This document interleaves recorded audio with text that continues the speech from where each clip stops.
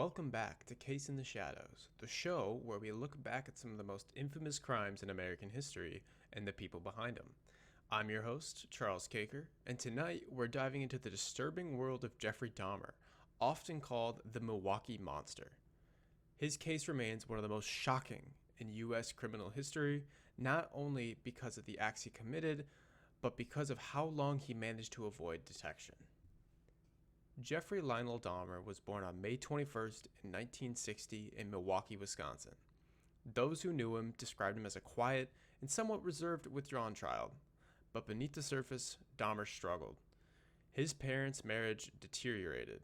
He grew increasingly isolated, and by his teenage years, Dahmer was already showing signs of troubling behavior, hinting at the monster we know now: an obsession with autonomy, fascination with control, and an inability to connect with others.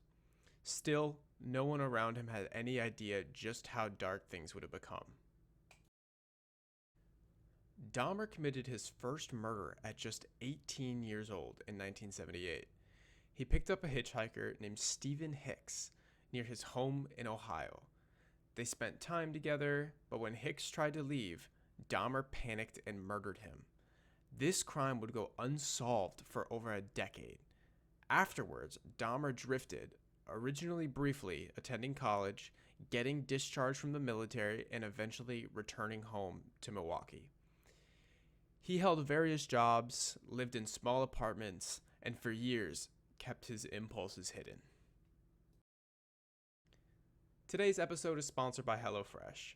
Choose dinner that comes with less and gives you more. Less kitchen chaos and more 5-star recipes that are easy to make and love.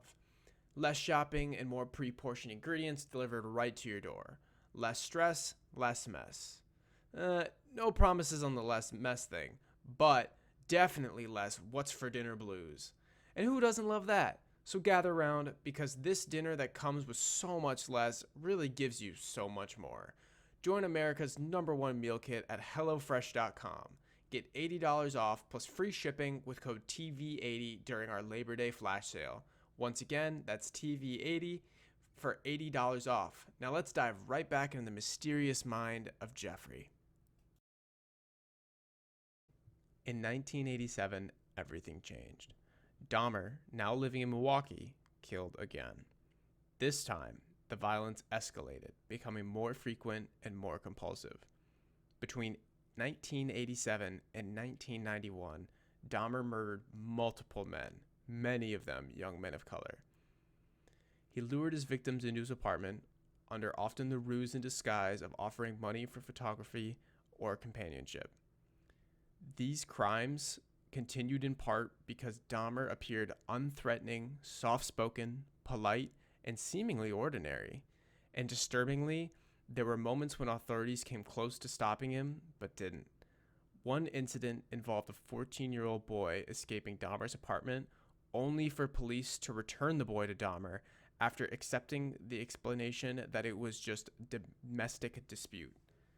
That boy would later become one of Dahmer's victims.